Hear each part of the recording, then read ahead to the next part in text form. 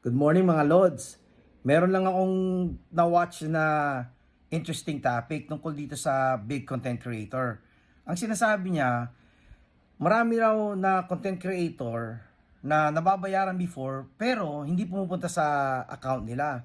Kumbaga yung mga pinaghirapan nilang videos na kumikita naman, hindi sila nababayaran. So ngayon ang ginawa daw nila, tinignan nila yung payout account admins. Doon daw may naka-enter na ibang pangalan na hindi nila kilala. So ang advice niya is i-delete nyo raw kaagad yung pangalan na yun. Kasi ang nangyayari, doon sa kita nyo, sa pinaghirapan nyo, napupunta sa kanya yung sweldo nyo. Diba? Yung pambayad sa inyo, napupunta sa kanya.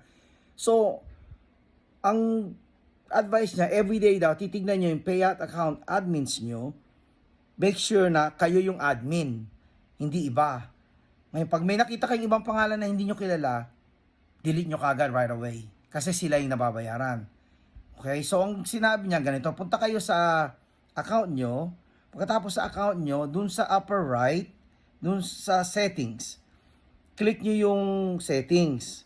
Tapos, pag na-click nyo yung settings, scroll down nyo.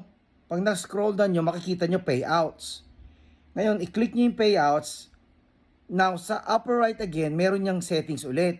Ngayon, i-click nyo yung settings. Pag nandun na kayo sa payout settings, i-scroll down nyo siya. Pag i-scroll down nyo siya, makikita nyo yung payout account admins. So, by the way, andyan uli yung phone ko just in case parang hindi ako malito. So, dun sa payout account admins, kailangan daw dun yung pangalan nyo nakalagay or yung consent nyo, kung iba man ang pangalan, yung nare-recognize nyo.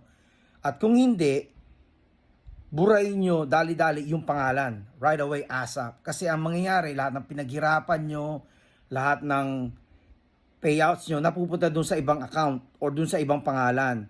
Kaya ang advice niya, delete nyo right away. Kailangan kayo lang daw ang nandun or yung recognizable name na nandoon para sa inyo. So yun, guys, imagine, ano na to ni Meta ha? Account na to ni Meta, nahahack pa. Kaya kailangan daw, be careful daw tayo kasi kung hindi, lahat ng pinaghirapan nyo ay sa iba lang napupunta. Kahit ba sabihin yung kumikita yan, may payout yan, pero pagdating sa bank account, hindi napupunta sa inyo kasi nga, iba ang nakalagay.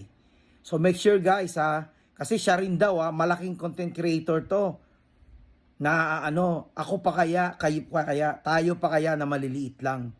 'Di ba? Make sure na yung pangalan natin lang ang admin doon sa payout account admins, okay? So, guys, hopefully nakakatulong to sa inyo and nakatulong din naman sa akin kasi dali-dali kong chinek yan. Alright, fellas. Thanks for your time. I appreciate it.